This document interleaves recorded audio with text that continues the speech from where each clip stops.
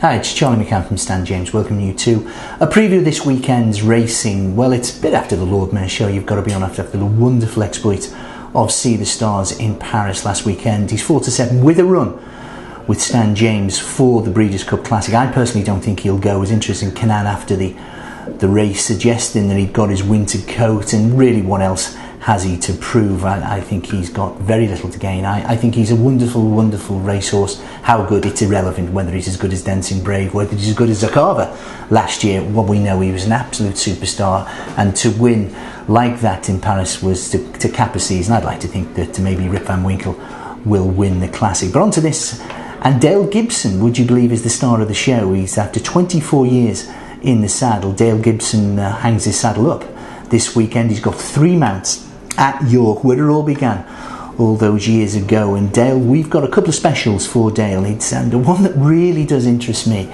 is we're Upton Seas. This is the last race. He's drawn 3. This horse has won 3 of his last 5, and we are 16-1. Now, I'm not suggesting in any way that it's skullduggery. I think this horse is quite progressive, as it befits somebody with a profile of 3 wins in the last 5. Didn't run so well last time, but Epsom, and many horses can be forgiven Epsom. He's got 2 other scheduled mounts, where 6-1 that he has a winner on the last day, 6-4 that he has a placed horse, but more interesting, I think, 16-1 about the Upton Seas. Okay, it's a 20-run handicap, but he's got a cracking draw. Mick Easterby would love to give Dale Gibson a winner on his last day. He'll probably go on to greater things, whether it be in administrative capacity or maybe in front of the television cameras. But good luck to Dale Gibson. 16-1 Upton Seas on the last day. I think that's quite big. No Jealous Again in the Cornwallis. That's one of the big races. Remember Jealous Again? It was the Australian horse. She came over and she routed the opposition at Royal Ascot. All week I thought the Godolphin was saying she was going to run in this race. Slightly disappointing she is not. The one for me, Class is Class. That's in the 12 furlong handicap. I've got a cracking draw.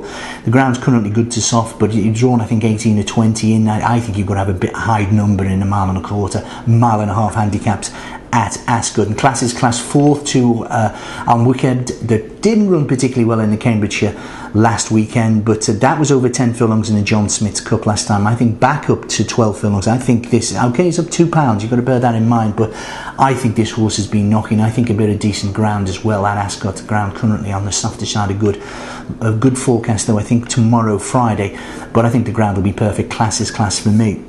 The Autumn Stakes as well. This has been won by some. The 440, it has been won by Naev, going back. Kitewood second in the St Ledger, and Ibn Khaldun a couple of years ago. Ibn Khaldun, of course, went on from the Autumn Stakes to win the Racing Post trophy. But I think it's fascinating. I think Frozen Power probably wouldn't have won the Royal Lodge last time, but Frozen Power, Frankie Dettori can get the boys in blue, black in winning ways. Chepstow as well, Kappa Bleu. How good is Kappa Bleu? We all want to know. This is the Fox Hunters winner. He makes his debut at Bangor over 2.5 miles, or more likely at Chepstow over 3 miles. Trying to get this horse handicapped. He'll get handicapped to win, hopefully, for Connections, the Hennessy Gold Cup. Remember, he's now in the same ownership and now with Evan Williams, and of course they did that first time out, as it turned out, in the season with Stay to Play. Kappa Bleu, one of the most exciting horses for the forthcoming June season. I'll just give you one more. The 440, I love this 4-year-old hurdle, and Any Given Day shouldn't have got beat last time out for me at Behind Raja over 2.5 miles in Market Racing last time out. I'm a big fan of